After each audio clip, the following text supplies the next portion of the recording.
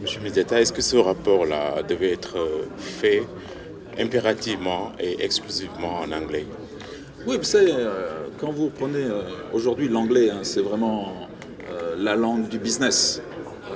C'est vraiment la langue du business et vraiment produire ce rapport devait être en anglais.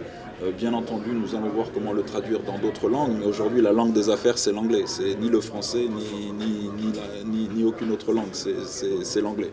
Donc, c'est un rapport qui va être mis à la disposition de la communauté des investisseurs qui vont l'exploiter, pouvoir voir également les opportunités au Sénégal. Et puis, ça doit être encore suivi des efforts de promotion. J'espère que le rapport de l'année prochaine sera encore meilleur que celui de cette année.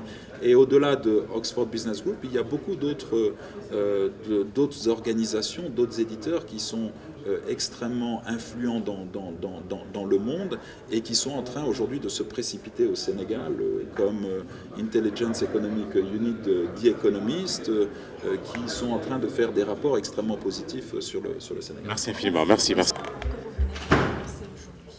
Alors ce rapport est effectivement la source d'information la plus étendue et la plus à jour qui existe sur les opportunités d'investissement au Sénégal.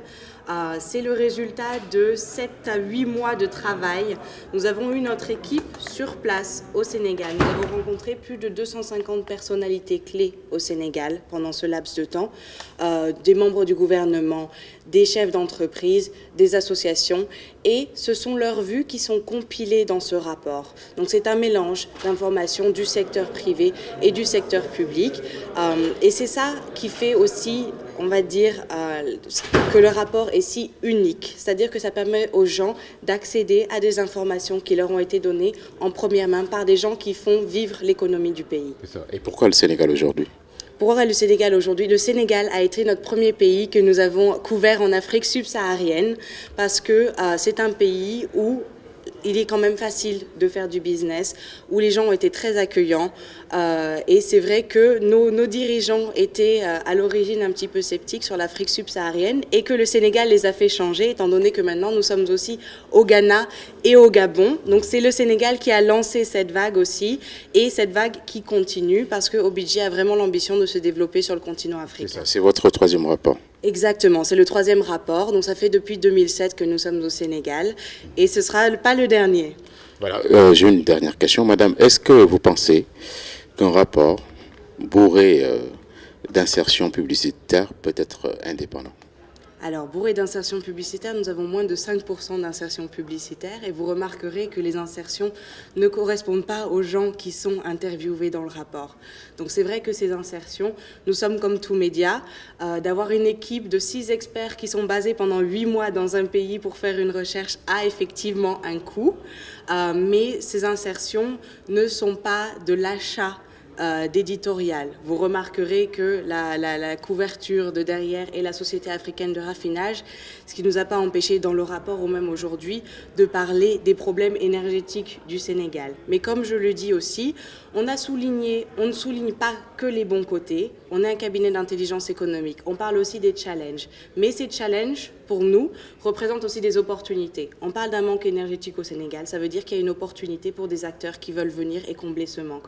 On parle d'un manque d'industrie, de production. Ça veut dire que des gens peuvent venir s'installer ici et commencer à produire des produits à plus forte valeur ajoutée. Dans le tourisme, on utilise déjà Sali, on a Dakar qui accueille de plus en plus de conférences, mais on a aussi le Sine Saloum, on a la Casamance, on a Tambacounda.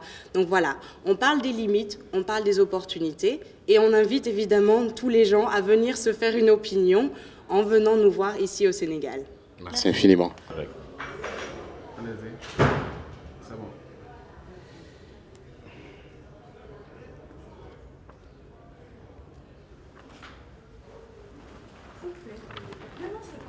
Qui ça, moi? Je vous vois à travers les Ah, ok. Hassan B. Ouais, ouais. Ça va bien? Ça va bien. Merci. Et à Canal, ça va? Ça va, c'est débrouillé. Mais madame, intelligence économique, moi. C'est bon? On est reparti. Vous êtes mauritanienne. Pas du tout, mais comme on a l'air, Ah oui, c'est vrai. on a failli avoir des très grosses...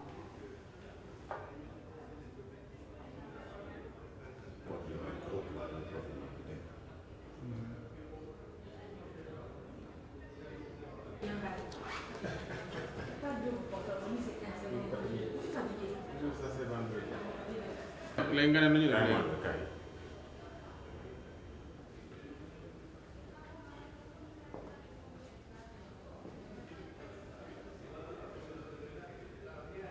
waaw benn. Aussi des défis. Il y a les finances publiques qui pèsent sur le bilan gouvernemental toujours. Donc à cause de ça, le gouvernement Ok, ça tombe. réforme des mesures pour créer des nouvelles opportunités dans ce secteur. Vous avez parlé de l'amélioration de l'environnement de communication. Oui, bon, c'est toujours un challenge. L'environnement